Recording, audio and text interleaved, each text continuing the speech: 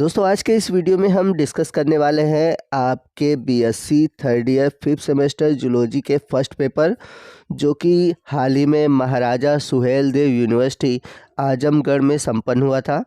तो बात करें फर्स्ट पेपर की, जिसका टाइटल है diversity of non chordates parasitology and economic zoology. तो ये जो पेपर है ये मैक्सिमम 75 नंबर का है और एग्ज़ाम का जो पैटर्न था वो रिटन एग्ज़ाम था। तो जिन बच्चों के रिटन एग्ज़ाम होने वाले हैं 5th सेमेस्टर के, उनके लिए पेपर बहुत ही इम्पॉर्टेंट है।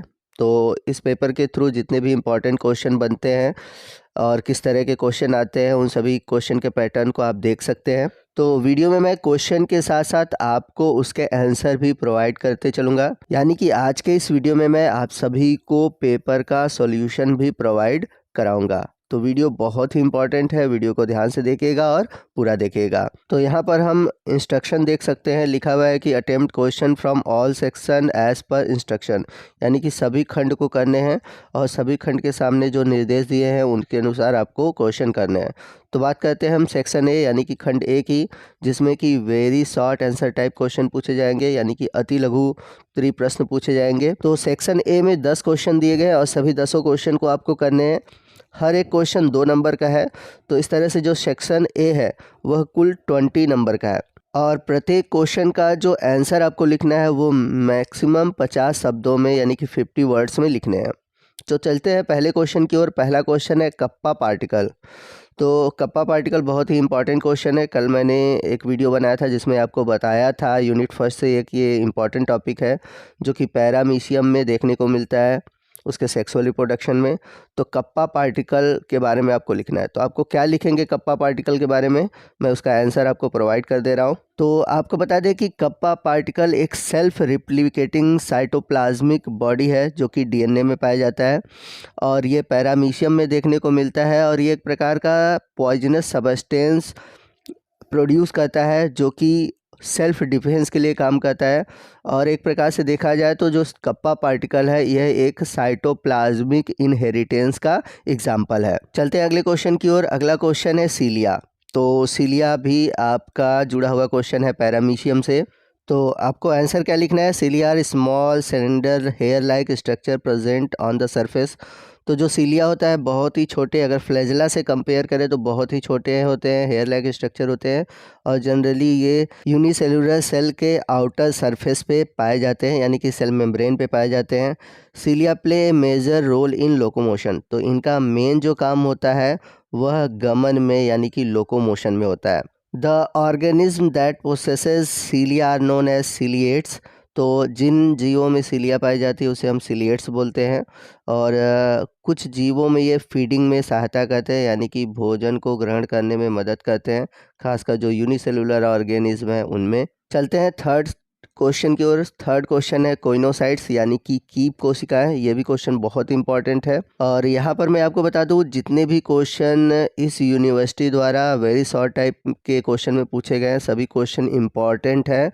तो जिन बच्चों के एग्ज़ाम होने वाले हैं वो प्लीज़ इन सभी क्वेश्चन को अच्छे से तैयार कर लें और जो मैं आंसर प्रोवाइड करा रहा हूँ वो आंसर वहाँ पर वो जाकर लिख सकते हैं। तो यदि हम बात करें कोइनोसाइट्स की, choanocytes are the cell that are line the interior of asconoid, syconoid and leuconoid. तो जो कोइनोसाइट कोशिकाएं हैं ये एस्कोनोइड, सिकोनोइड और ल्यूकोनोइड के जो शरीर के प्रकार के स्पंज हैं, यानी कि जो स्पंज आपने पोरीफेरा पढ़ा होगा जिसमें कि स्पंज पाए जाते हैं, उनके बॉडी पर ये पाए जाते हैं। इसमें एक सेंट्रल फ्लैजेला होता है जो एक पतली माइक्रोविलाई कॉलर से घिरा होता है जिसे कोइनोडर्म कहते हैं। जैसा कि आप एक कोइनोसाइट्स सेल को देख सकते हैं, आपको ये कोइनोसाइट सेल दिखाई देगा और ये स्पॉन्ज में पाया जाता है। चलते हैं अगले क्वेश्चन की ओर। फोर्थ क्वेश्चन है कोलब्लास्ट सेल, यानी कि कोलोब्लास्ट कोशिकाएं क्या होती हैं। तो कोलोब्लास्ट कोशिकाएं एक प्रकार की मल्टी सेलुलर स्ट्रक्चर होती है जो कि टीनोफोर्स में पाई जाती हैं। इनका मुख्य रूप से काम होता है शिकार को पकड़ना। तो कोलब्लास्ट में एक प्रकार के कोलोसाइट्स सेल होते हैं, ठीक है ना, जो कि एक प्रकार का स्पाइरल फिलामेंट होता है, यानी कि सर्पिलाकार फिलामेंट होता है जो कि शिकार को पकड़ने में सहायता करता है। तो कोल ब्लास्ट का स्ट्रक्चर कुछ इस प्रकार का होता है। और आपको बता दें कि अगर क्वेश्चन में आप फिगर को ड्रा करते हैं क्वेश्चन के अकॉर्डिंग, तो आपके जो नंबर है वो फुल मिलते हैं और सॉलिड नंबर मिलते हैं और अच्छे नंबर आपके आएंगे। तो कोशिश करिए कि हर एक टॉपिक के आप फिगर जरूर ड्रा करिए। आइए चलते हैं फिफ्थ क्वेश्चन की ओर। फिफ्थ क्वेश्चन है फ्लेम सेल यानी कि ज्वाला कोशिकाएं। बहुत ही इंपॉर्टेंट क्वेश्चन है, ये भी क्वेश्चन बहुत पूछा जाता है। तो आपको बता दें कि जो ये फ्लेम सेल है ये एक प्रकार का एक्सक्रीटरी सेल है, यानी कि एक प्रकार का उत्सर्जी कोशिका है जो कि फ्रेश वाटर जो इनवर्टिब्रेट्स हैं उनमें देखने को मिलता है, जैसे कि फीताकृमि है, रोटिफॉर्म्स है, नेमेटियन है। तो ये जो फ्लेम सेल है ये किडनी की तरह काम करता है और जो इनवर्टिब्रेट्स हैं जिनमें ये पाया जाता है उनमें पाए जाने वाले जो अपशिष्ट पदार्थ हैं उनको अलग करता है। क्वेश्चन नंबर 6 है निमेटोब्लास्ट। तो निमेटोब्लास्ट क्या होता है, इस पे शॉर्ट नोट आपको देना है। तो यदि हम बात करें निमेटोब्लास्ट की, तो ये प्रकार का स्टिंगिंग सेल होती हैं, यानी कि एक प्रकार की चाबुक की तरह कोशिकाएं होती है जो कि आउटर एपिडर्मल सरफेस पे पाई जाती है। और ये आपको जनरली मिलता है देखने को सिलेंट्रेट में, यानी कि नाइडेरियन में। और निमेटोब्लास्ट का मुख्य रूप से यूज़ किया जाता है निडेरियन द्वारा डिफेंस में या फिर जो उनके शिकार हैं उनको पकड़ने में। इसकी जो ओरिजिन होती है वो होती है एपिथेलियल टिश्यू से फ्रॉम इक्टोडर्म। अब चलते हैं अगले क्वेश्चन की ओर। अगला वेरी शॉर्ट टाइप क्वेश्चन है, क्वेश्चन नंबर 7 ट्यूब फिट। ये भी क्वेश्चन बहुत इंपॉर्टेंट है। ट्यूब फिट क्या होता है, तो यदि हम बात करें ट्यूब फिट की, तो ये एक प्रकार का small active tubular like structure होता है जो कि आपको इकार्नोडर्मेटा के मेंबर में देखने को मिलता है, जैसे कि स्टारफिश की बात करें, ठीक है।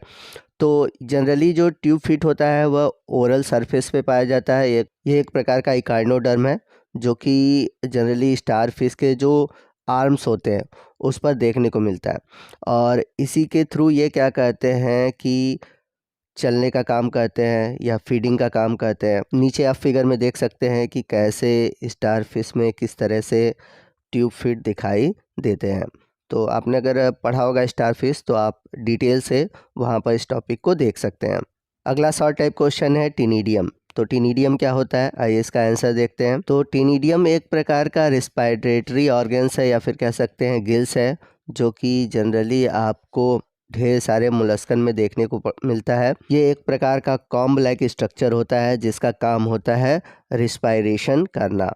तो इम्पॉर्टेंट है ये भी क्वेश्चन है। चलते हैं अगले क्वेश्चन की ओर। अगला क्वेश्चन है बायोलॉजिकल कंट्रोल ऑफ मॉस्किटोज, यानी कि मच्छरों का जैविक नियंत्रण। तो यहाँ पर आपसे पूछा हुआ है कि हम डायरेक्टली कैसे बायोलॉजिकल तरीके से यानी कि जैविक रूप से मच्छरों को ख़त्म कर सकते हैं, मॉस्किटो को ख़त्म कर सकते हैं बिना कोई केमिकल के। तो इसका एक डायरेक्ट मेथड है और बहुत ही इफ़ेक्टिव मेथड है। खासकर कुछ प्रीडेटरी फिश होते हैं, ठीक है ना, जैसे कि एक गैम्बूसिया मछली होती है जो कि क्या करती है, पानी में जो मच्छर के लार्वा हैं उनको खा जाती है। तो यह एक प्रकार से बायोलॉजिकली मॉस्किटो को कंट्रोल करते हैं। तो अभी तक हमने वेरी शॉर्ट टाइप आंसर को सॉल्व किया। इसके बाद सेक्शन भी है जो कि शॉर्ट आंसर टाइप क्वेश्चन है। और यदि आप चाहते हैं कि इन शॉर्ट टाइप क्वेश्चन से रिलेटेड मैं आगे वीडियो बनाऊं, यानी कि ये जो क्वेश्चन पूछे हैं विथ सॉल्यूशन में इसका वीडियो बनाऊं, तो प्लीज़ आप कमेंट करिएगा, तभी मैं अगला ये इस टॉपिक पर वीडियो बनाऊंगा। तो आपको आज का ये वीडियो कैसा लगा कमेंट करके ज़रूर बताइएगा। वीडियो अच्छा लगा हो तो वीडियो को लाइक और शेयर करना मत भूलिएगा, और कोई भी डाउट है आप हमसे कमेंट करके पूछ सकते हैं। तो मिलते हैं अगले वीडियो में अगले टॉपिक के साथ। तब तक के लिए जय हिंद, जय भारत।